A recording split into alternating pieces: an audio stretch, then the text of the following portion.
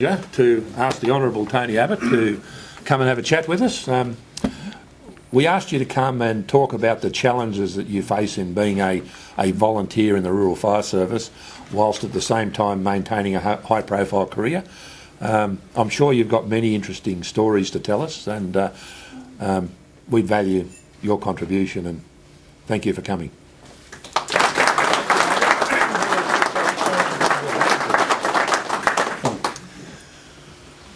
Well, David, thank you very much indeed, and ladies and gentlemen, thank you for your service and thank you for making me so welcome.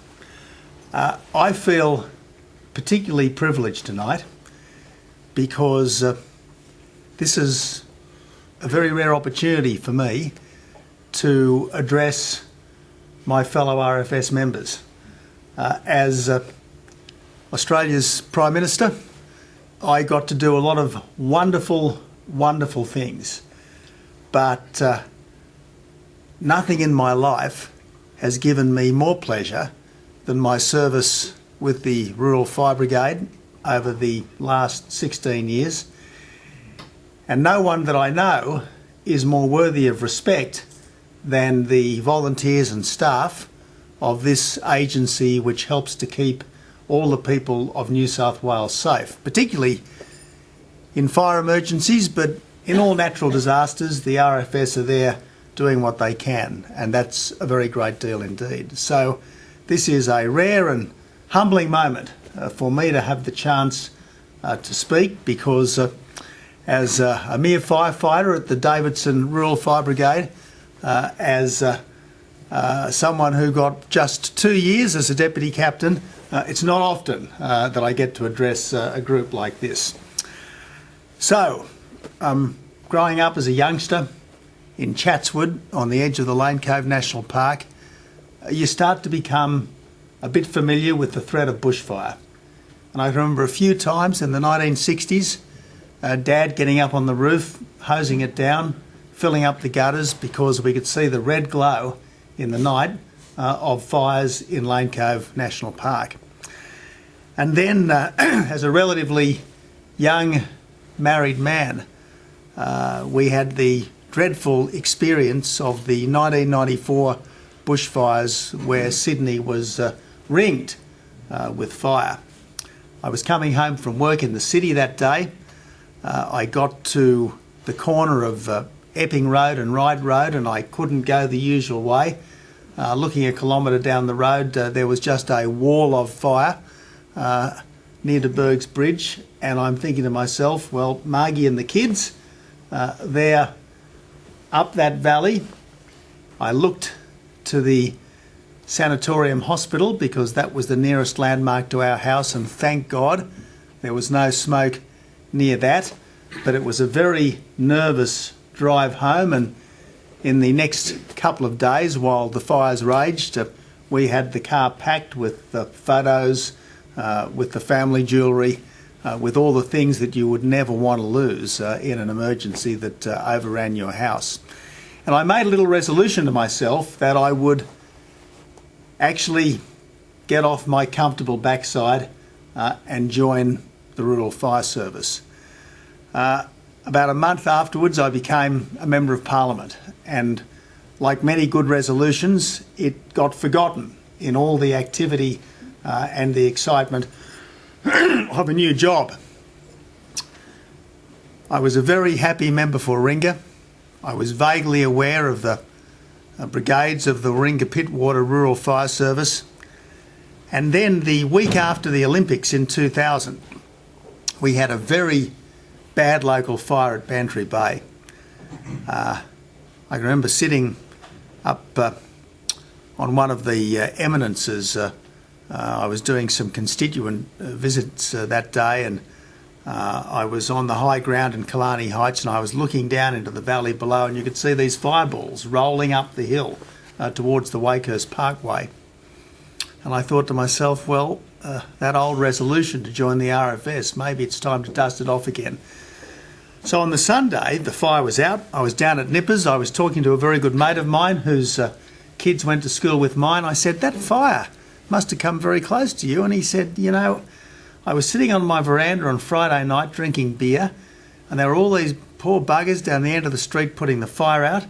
I felt so guilty that I'm going to go and join. And I said, Ray, I'm coming with you. So later that day, we both turned up at Warringah Pittwater Headquarters Brigade and said, what do we do about joining? And they said, well, there's a number of brigades and the nearest one to you is Davidson, and you've got to go down, introduce yourself to the team. If they like you, they'll get you to sign up for basic firefighter, and if everything goes all right, you'll be a member of the brigade. And I could tell they were looking at me with a certain amount of scepticism, because at that stage I was a minister in the Howard government, and they probably thought, yeah, this guy isn't real serious. We went down to the Davidson Brigade the following weekend. We did a bit of basic stuff, initial bowling and rolling work, had the mechanics of the truck explained to us, were tossed into the truck for an emergency drill, and I think I managed to let off the foam extinguisher. So I probably thought, typical klutzy politician, can't be trusted to get anything right. But me and my mate and a few others, we did our basic firefighter course successfully, and we were in the brigade. And I can remember the first Sunday in 2001, it was my first duty crew. It wasn't a particularly hot day. We were down doing some pumping exercises in the upper reaches of Middle Harbour, Carroll Creek, and at about 3 o'clock in the afternoon, the radio crackles into life. Your appliance, Davidson 1, is required for a 12-hour deployment to a fire up at Wyong. So the deputy captain turned around and he said to the crew, he said, how many of you guys are available to go to Wyong overnight? But there was a problem for me, because I'd just been promoted to cabinet, and the next morning at 9 o'clock in Canberra, I was supposed to be attending my first cabinet subcommittee. And I knew that if I said to these guys, sorry, I've got to be in Canberra tomorrow, I can't do this, I would never have any credibility with them ever again. So I took a few deep breaths and I said, I'm available. So off we go up the expressway. We did our best with this fire for the duration of the night.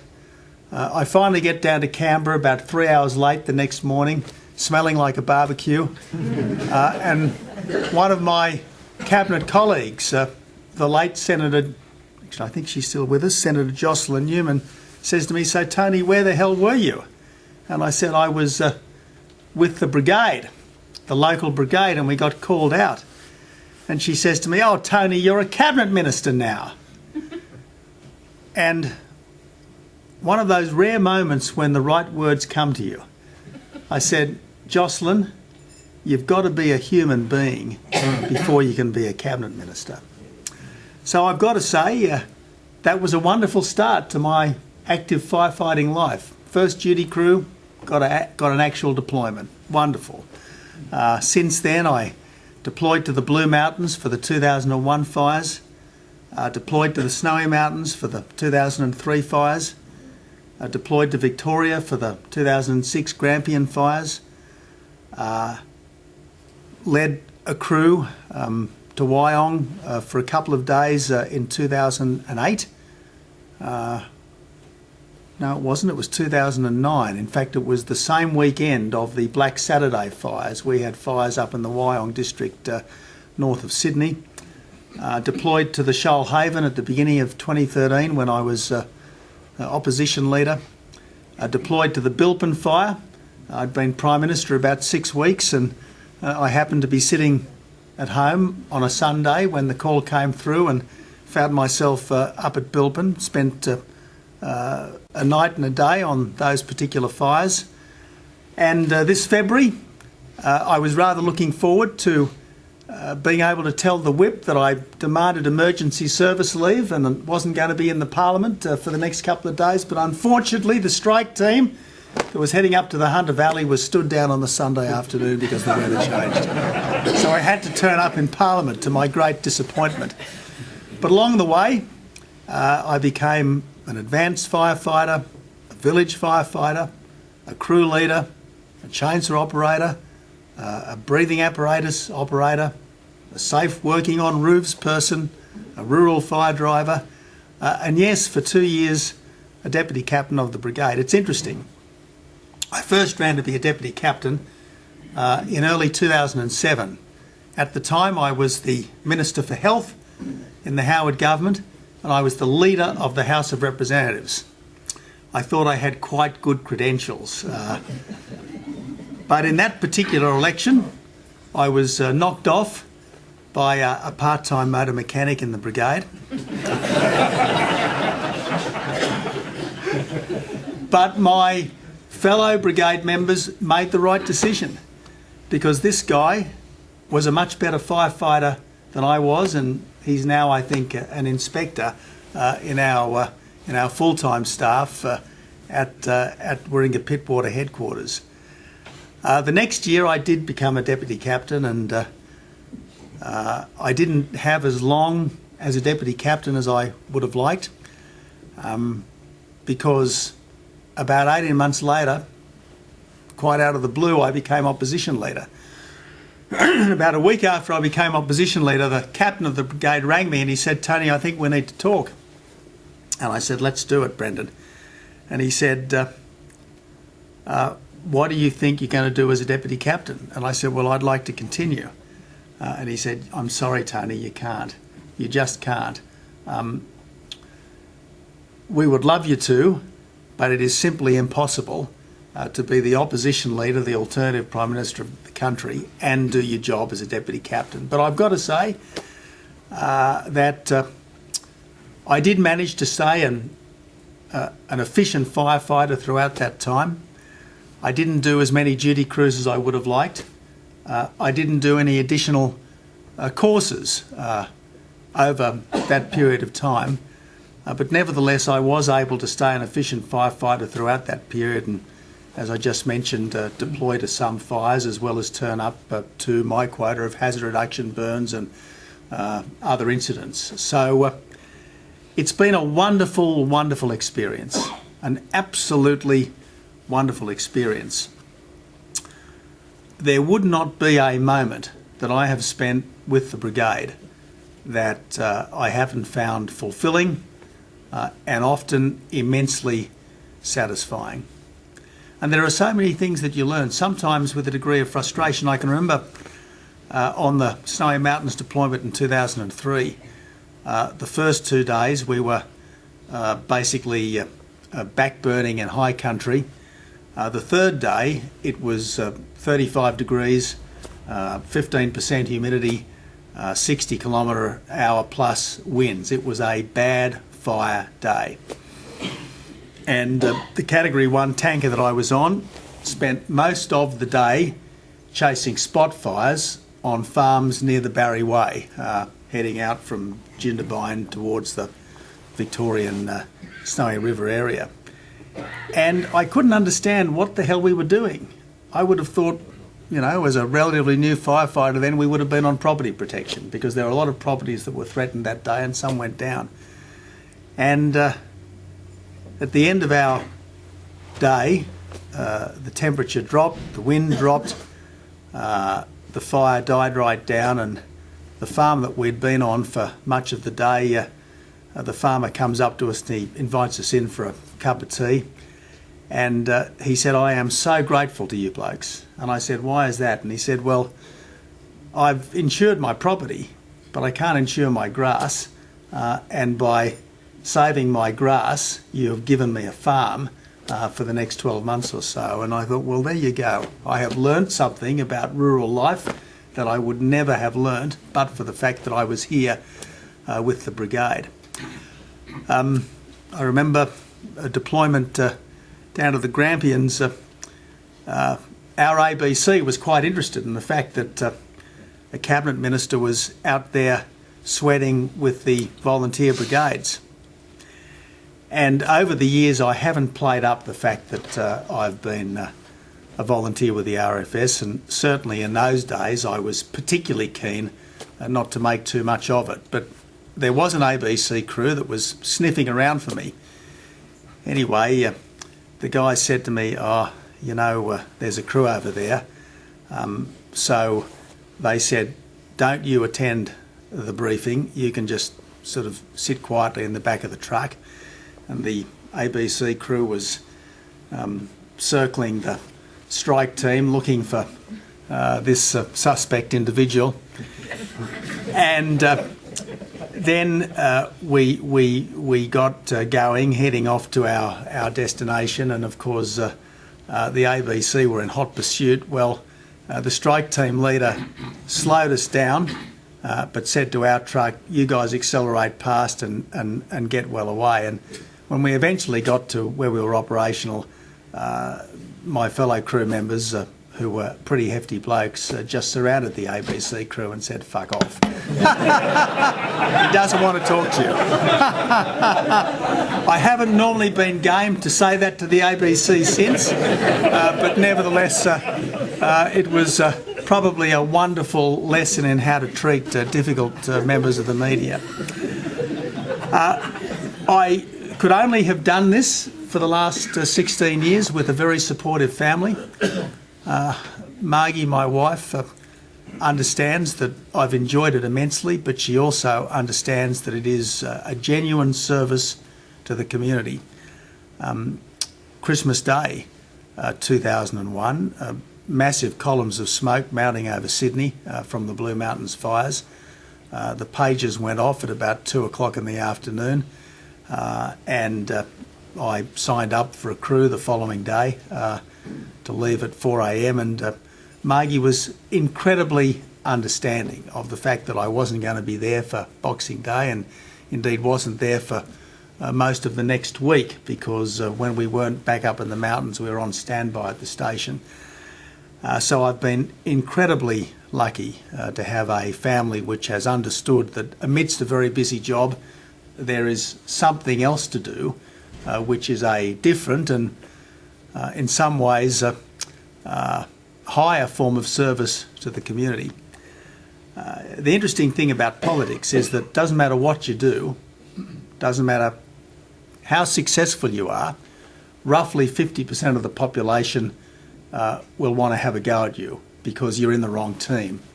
And sometimes, even if you're in the right team, they'll still want to have a go at you because that's the nature of politics. But everyone is in favour of the work you do for the RFS. And I have to say that that is immensely gratifying to feel the support and respect that you get from the Australian community while you're wearing that uniform. So I don't regret it for a second. I feel incredibly honoured to have been part of it. And I say to any friend of mine who is reasonably fit and wants to serve the community that there is no better way to do it than in the Rural Fire Service. So thank you to my fellow RFS members. I really appreciate the chance to be here tonight.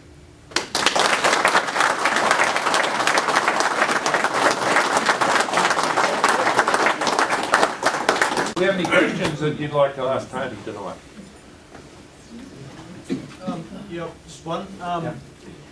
While you've been on duty and things, as certainly as opposition leader or as Prime Minister, is security an issue at all? Do you have people following you around as mind as so to speak? That's a very interesting question. And the night of the Bilpin call out, I'd said to the AFP detail that it was likely that there would be a call out, and if there was, I was going to respond. And they said to me, "What time would you expect?" And I said, "Oh, sometime this afternoon." Anyway, the call out came, and I leapt out of the house into the car, drove swiftly but not markedly breaking the speed limit up to the station, jumped in the truck, and we were immediately responding up to the Blue Mountains.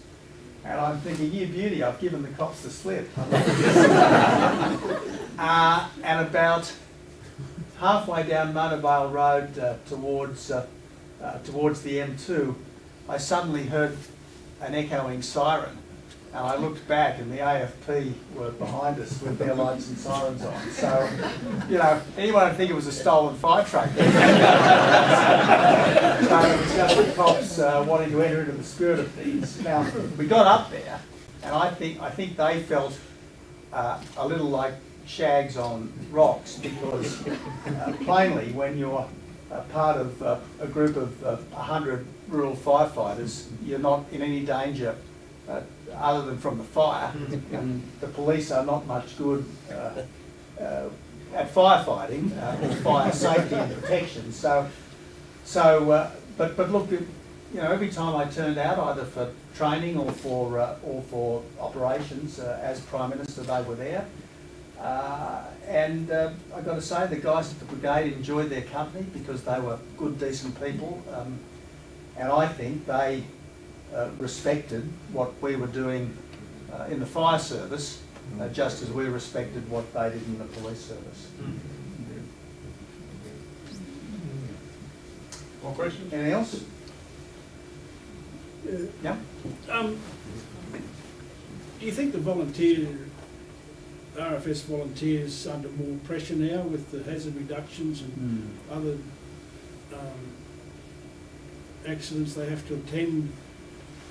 It mightn't be in where you are, I suppose it's been what you've done all the time, but out in the country areas it's sort of become a 12-month season instead of just the summer season. Do you think that's going to, how do you think the volunteers are going to cope with that? I think you raise a very good point, and I suspect it's a rather different service in rural areas than in areas, cities that have a sort of a bush interface.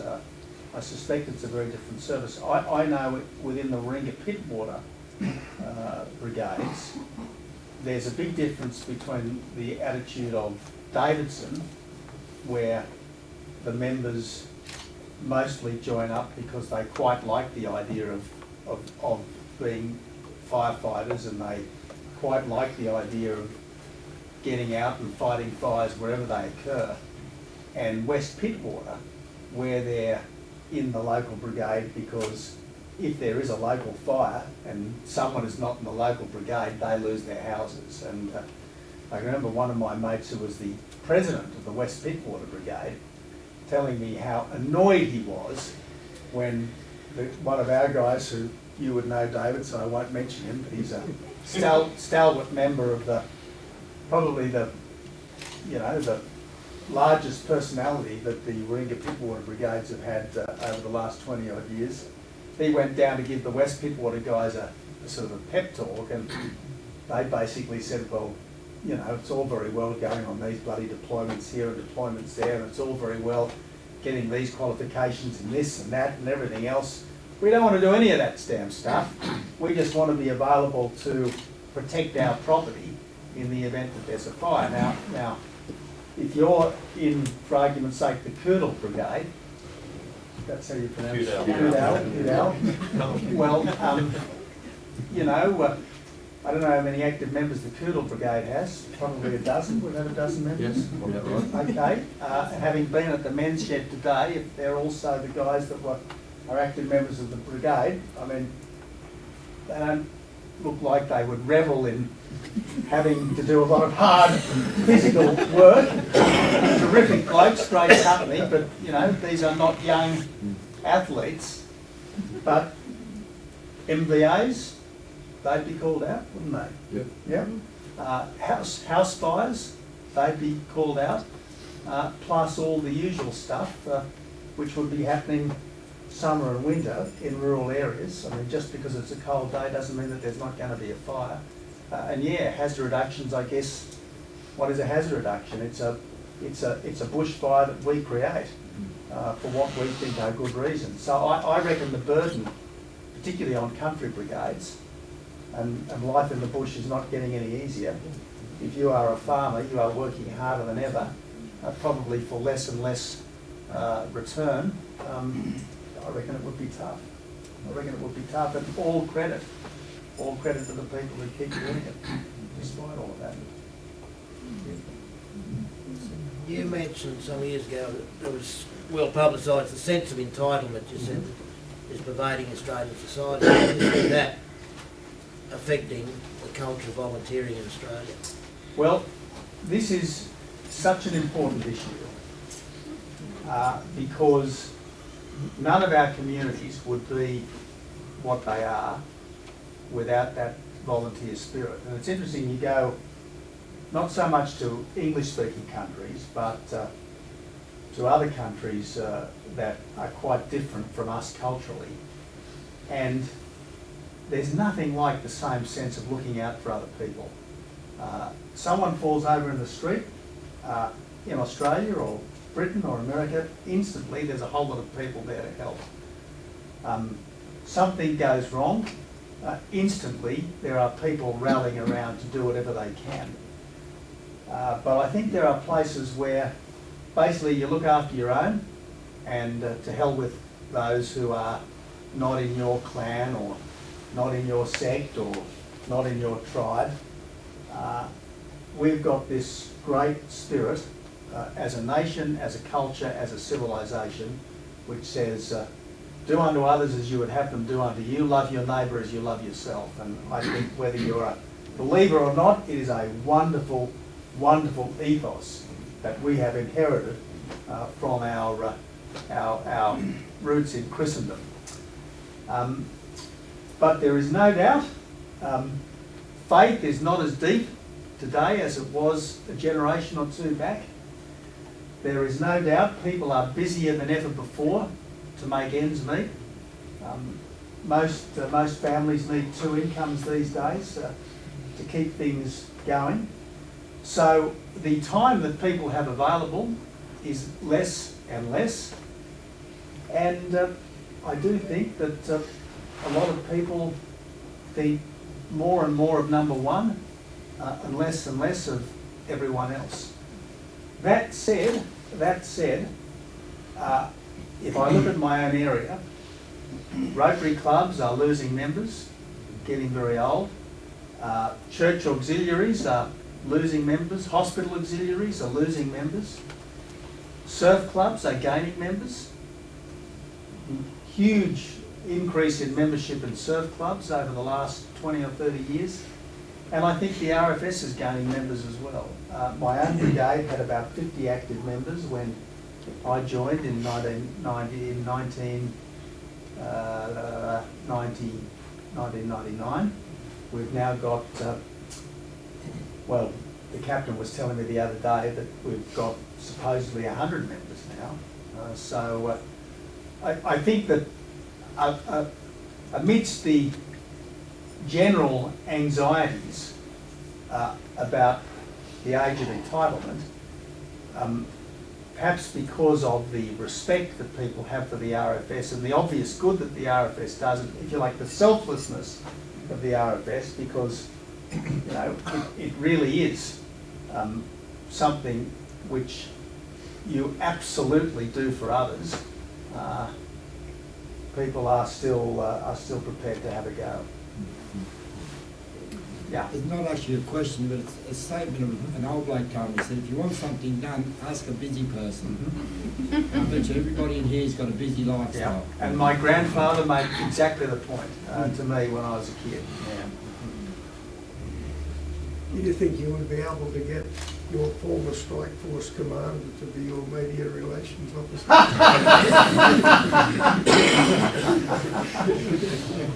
Yeah, well, I must say, when I was a new press secretary in Canberra in 1990, I became press secretary to John Hewson, who was the then leader of the opposition.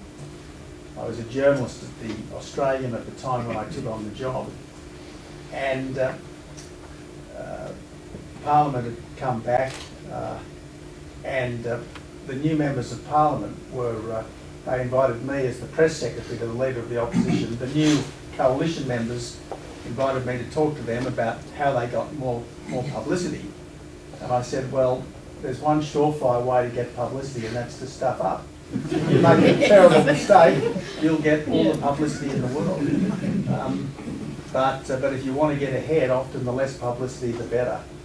The less you say to the media, the better. And I have to say, when I look at my colleagues in Canberra today, the ones who deserve promotion are not normally the ones who are on Sky News every other moment. The ones that deserve promotion are the guys that speak when they've got something to say. Don't set themselves up as instant experts on everything, and do their best to serve the community, do their job, because that in the end is the heart of it, doing your job. And if you do your job well, the publicity hopefully will follow, but you can court all the publicity in the world. If you're not doing your job well, if you get good publicity, it's by accident and you don't deserve it. Yes, Mr. Abbott, I don't have a question for you, but I do have a statement to make. As a recently retired staff member of this Canobolas Fire Control Centre, and now a 43-year volunteer, and on behalf of the volunteers and everybody else here, I think your rendition of your history as a Rural Fire Service member and other statements you've made and things you've said and answered has been excellent. Thank you very much. Thank you so much.